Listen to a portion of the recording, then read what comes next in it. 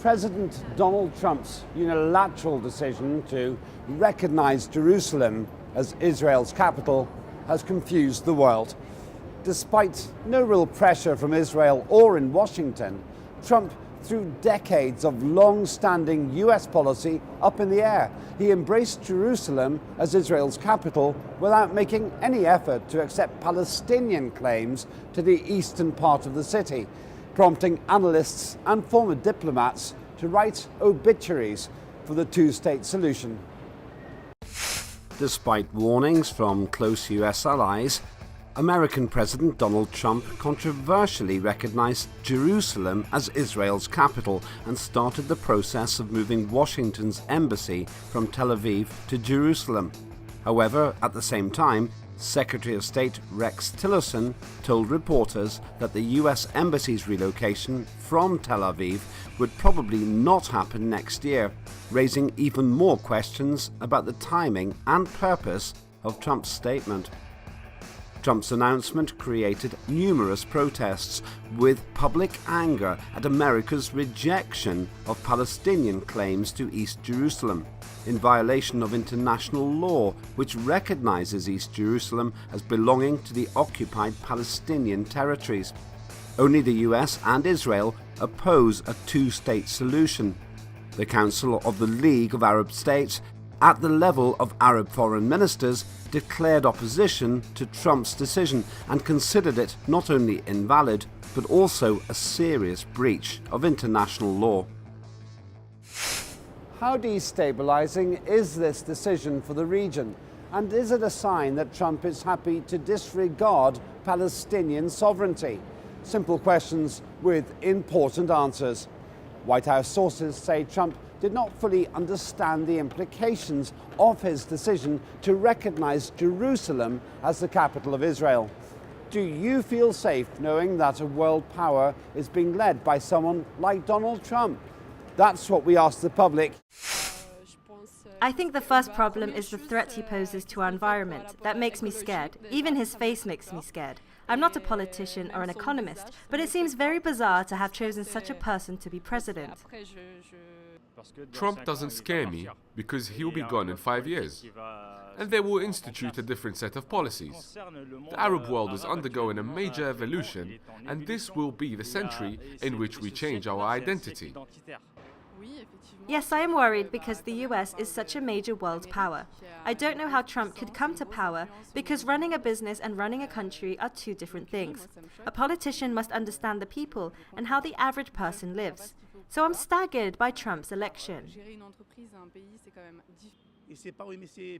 I see Trump as someone who is beyond just dangerous. I see him as someone who could start a war at any moment. He's not someone who's looking to increase the peace in the world. And if I'm totally honest, I am truly waiting for the Third World War to begin soon. He makes me scared, and the main thing that scares me now is how quickly he makes his decisions. The world is in such a state these days that we don't need a person like this running the world's dominant power. A hastily made wrong gesture or decision could have terrible consequences for the entire world. His objective is to make the US great again. And that means the rest of the world is pushed into a distant second place. Trump is not alone. He does not have the executive power of France's president, for example. So there is a whole bureaucratic system which is there to constrain him. I think the Congress will provide an effective check for the decisions Trump takes which the American people do not like. I think he has made a lot of declarations which have provoked intense opposition, and then Trump prefers to throw oil on the fire rather than extinguish it. His decision to move the US embassy to Jerusalem is one such decision which overturns years of efforts to bring stability in the region. Trump is unpredictable and dangerous, and yet he heads the world's superpower. He is capable of starting a war, and he is also capable of managing crises very ineffectively. We see his poor handiwork with Russia, North Korea, and Iran. Well, I think Donald Trump is a massive liability, and he is, the world's #1 racist, sexist, imperialist homophobe. That said, and so no, I don't feel safe in that environment, but at the same time, the idea that the ruling class and the likes of Trump aren't really aware of the role that Israel plays in the Middle East and for Palestine, that I find hard to believe. And even though Trump may claim that he didn't understand the implications, ultimately what this is about is strengthening the US's control in the Middle East and, you know, Israel and the relationship with Saudi Arabia. So I would almost dismiss the idea that Trump didn't actually know what was going on and what implication this would have. No, not at all. There was huge hope from many people that he was going to prove different from all the other presidents, that he was anti-establishment and anti-Zionist, and that he was not going to bow down to Israel. And unfortunately, exactly the opposite's happened. So most of the actions that he's taking are proving that he's even more Zionist than any of the presidents that we've had so far. And all this is leading to is an escalation of wars. So the whole area has been gutted out and divided and balkanized, especially since 2001, since 9/11. And I was hoping that this was going to calm down now, since Russia has helped Syria to overcome ISIS, who Saudi and Israel were funding and arming. But unfortunately, this is not the case now. Theresa May described Trump's decision as unhelpful. Jeremy Corbyn described it as dangerous. How would the public describe this decision and why? It's a totally crazy decision which will create an enormous conflict with the Arab countries. It was decided by the international community long ago that Jerusalem will be the capital of a Palestinian state and an Israeli state.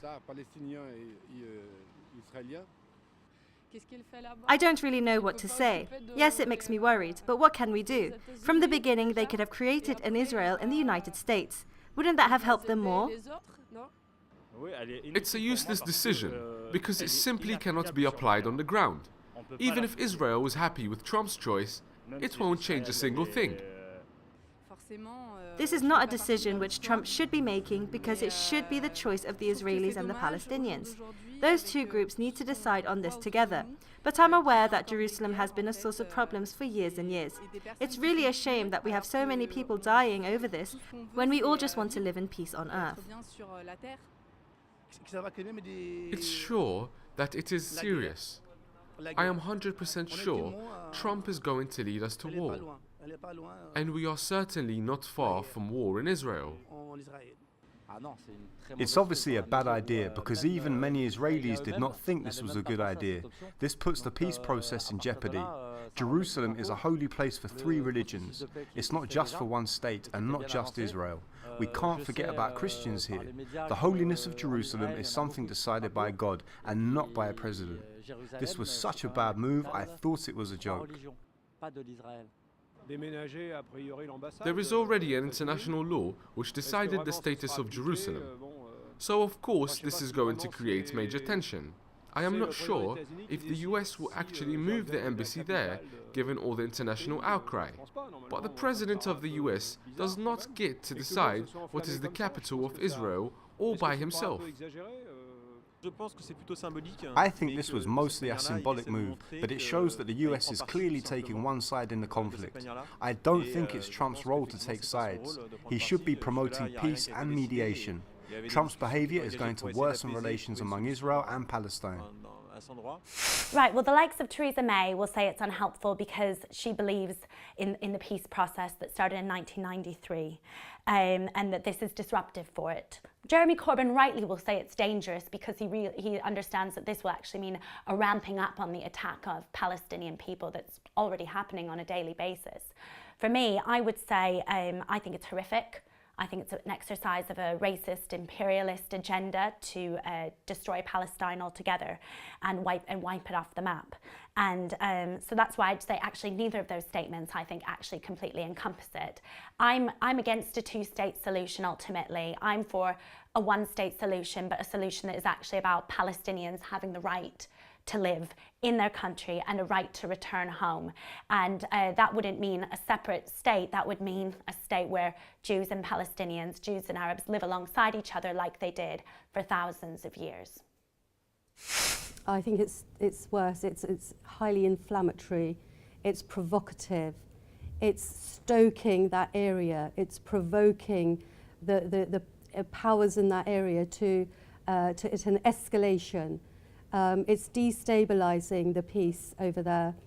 We've got now peoples who are states who are pitting against each other, who are pro this move, and the others that are against it. And what's going to happen is, I was hoping it was going to be calming down, especially with ISIS being defeated by Syria with the help of Russia. But this thing has suddenly come, and it's just going to explode into an escalation of even further violence, leading on to probably, obviously, further wars. Such a decision has been avoided by many US presidents. Why did Donald Trump want to be the first president to make this decision? Here's the public's view.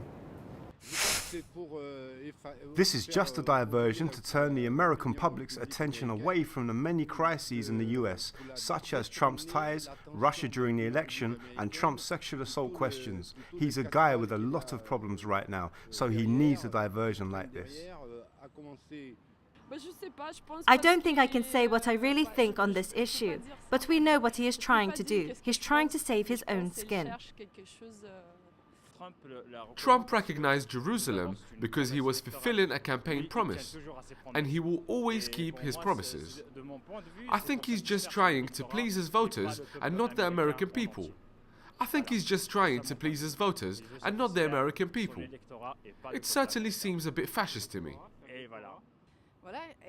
Trump has already done a lot of things we don't understand. He's looking to create conflicts in order to sell American weapons, like he has done with North Korea. This is a president totally full of himself. He's very macho and thinks he's the most powerful man in the world. Even his hair is totally bizarre, and no one has hair like that. This shows how he wants to do things differently and make his clear mark in the world. He takes decisions like a child who thinks they can do whatever they want in life. It's going to create tensions, but he's talking to a part of his electorate which has been ignored by previous presidents. Let's not forget that Trump is a businessman, and he wants to improve America's economy. He went to Saudi Arabia and came back with huge deals. Trump wants to show that things are changing and that he is the reason for the change.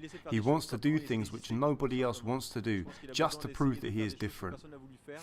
Well, I think this now goes back a long way, actually, looking at the role that the US has played recently in the Middle East and attempting to control things. And Obama really tried to gain certain alliances amongst different states, looking at Libya, for example, Iran, and balancing that with the support for Saudi Arabia and Israel. And I think what Donald Trump is signaling is actually a rejection of that attempt to balance the support from the US and actually centralize it in Saudi Arabia and Israel. And that's really about strengthening the US's watchdog in the Middle East, and that's Israel. So I think it was a very conscious choice that Trump made, and it's been a long time coming. Actually, going back to February of 2017, he said, I want to basically completely get rid of the two-state solution, but by that he meant getting rid of Palestine.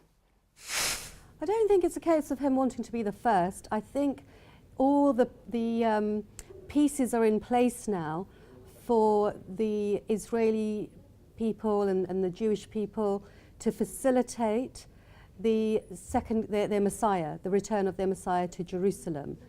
And that needs their capital in Israel to be Jerusalem, and that will involve their Messiah coming from Isfahan or Jews marching from Isfahan in Iran.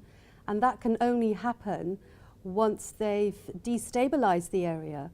And therefore, this is now their opportunity to facilitate, to orchestrate a further wars in that area.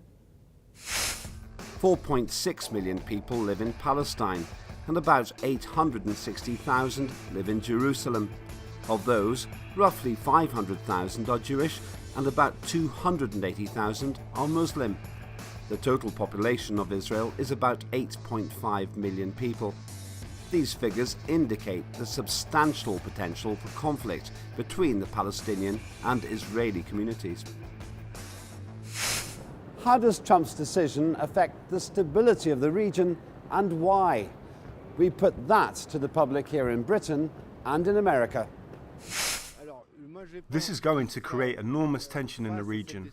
The best thing Europe can do now is to increase their recognition of Palestine. France can take advantage of Trump's atrocious error and recognize Palestine.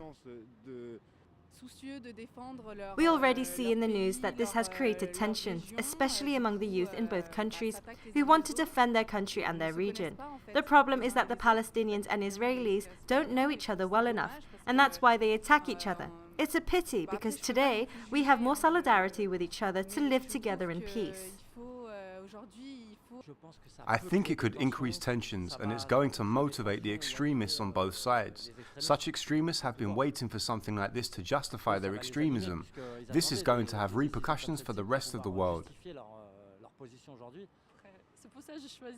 I think it will increase tension, but this isn't the first time America has done something to create such tension. It may even cause problems inside America, which is why I live in France instead of New York, because in France we at least have the right to say what we want about such issues.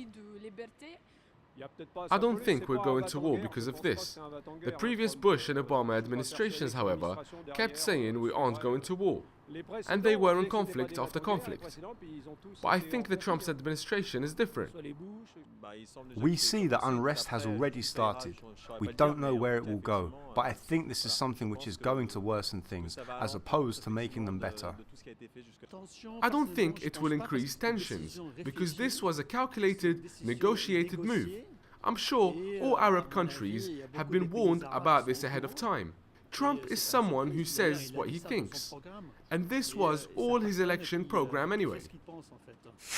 Well, it's absolutely, caused a real boost of confidence for the Israeli military to go in and be killing people. I think over 5 people have now died. Palestinians have been murdered, maybe more.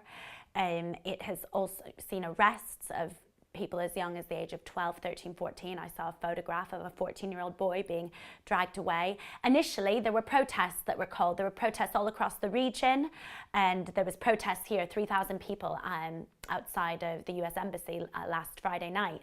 And the Palestinian Authority even made a call for an intifada, and Hamas as well, saying that we need to be talking about real armed resistance.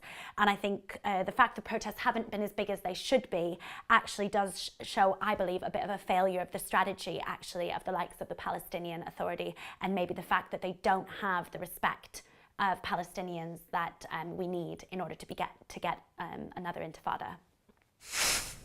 It's obviously going to be destabilising the situation there even further.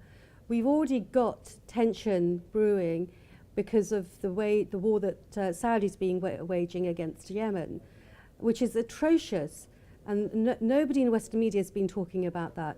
Nobody's been calling out and trying to put an end to that. The good news recently was that Russia aided Syria in defeating ISIS, and there was hope that hopefully there was going to be some sort of peace that will start to come about. But what this has done is totally and utterly now throw the whole region back into chaos. We're going to have nation pitching against nation, taking sides, whether they're going to be pro-Jerusalem being the capital of Israel. And these countries are going to be the countries who are already pretty Zionist, the oil-rich Gulf states. And then there'll be the other countries who, especially the countries on the borders with Israel, who are already under threat from Israel on a constant basis, i.e. Syria and Lebanon. And Hezbollah, they're the ones who are going to be now provoked. So this is extremely destabilizing. recognizing Jerusalem as the capital of Israel was described as a systematic attempt to wipe out the sovereignty of Palestine. What does the public think? This will not negatively affect Palestine's authority at all. It will do the opposite. This will create a revolt, not just in Palestine but in other countries as well. They will reclaim the part of Jerusalem occupied by Israel. There is no other choice. That is Trump's true intention, but it will never succeed as long as there are people who still call themselves Palestinian.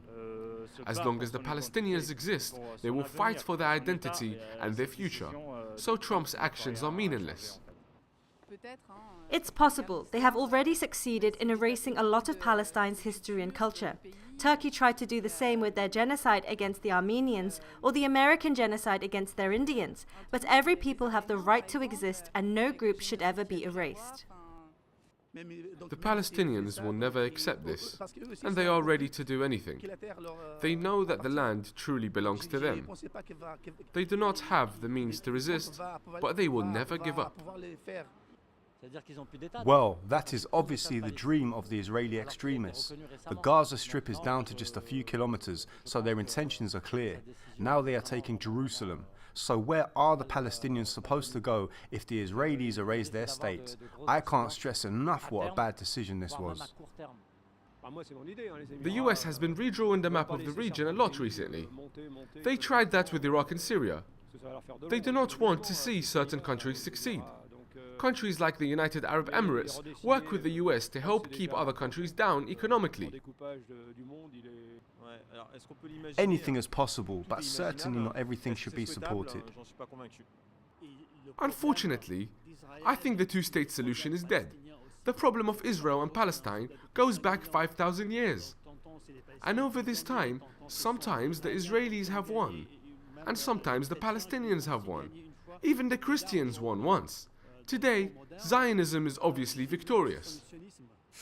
Well, you know, the attempt to wipe out the sovereignty of Palestine goes all the way back to 100 years ago. We're just, you know, remembering the horrific Balfour Declaration, which essentially gave away Palestine and said it's a land without people for a people without a land. But you know, that's completely wrong.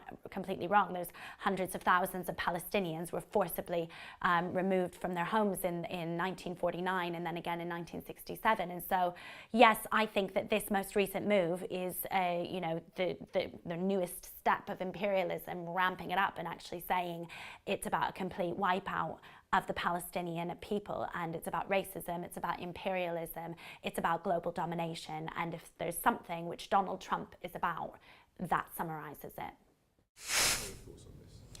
Well, the Israelis have been systematically wiping out the Palestinian people. They've come in to an indigenous people's nation, taking over their land, literally genociding them, village after village after village, driving them out. There's now 5 million Palestinians who are distributed all over the world.